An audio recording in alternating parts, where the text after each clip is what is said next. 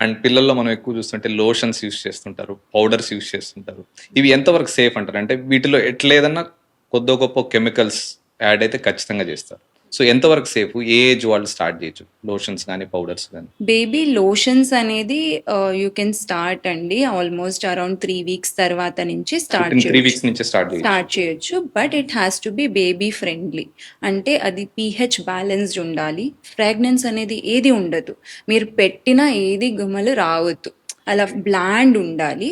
మళ్ళీ అది preservative free అట్లా అలాంటివి ఉండాలి. ఉన్నాయంటారా లోషన్స్? హైపో అలర్జెనిక్ ఉన్నాయి. మార్కెట్‌లో ఉన్నాయి కొన్ని పీహెచ్ ఎంత బ్రాండ్స్. ఉండాలండి? లైక్ పిల్లలకి వాడాలంటే? పీహెచ్ 5.5 అనేది నార్మల్‌గా స్కిన్ పీహెచ్. అదే టార్గెటే మనం చూడాలి.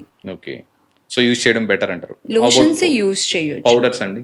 పౌడర్ డెర్మటాలజిస్ట్ అయ్యి మనం రికమెండ్ చెయ్యము. ఎందుకంటే 2 టైప్స్ ఆఫ్ పౌడర్స్ ఉంటాయన్నట్టు. ఒకటి టాల్క్.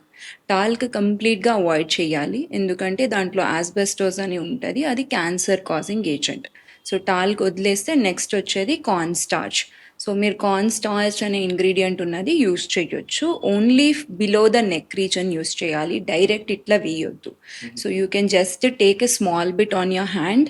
ఇట్లా మనం మీద పఫ్ చేసేసుకొని ఎక్కడ ఎక్కువ తడి అనిపిస్తుందో అక్కడ డాబ్ చేయొచ్చు. ఓకే. కానీ అంటే ఇది ఎవరికి యూజ్ అవుతుంది? క్లాత్ డైపర్స్, లంగోట్స్ ఇలాంటివి వేసే వాళ్ళకి పౌడర్ అవసరం వస్తుంది.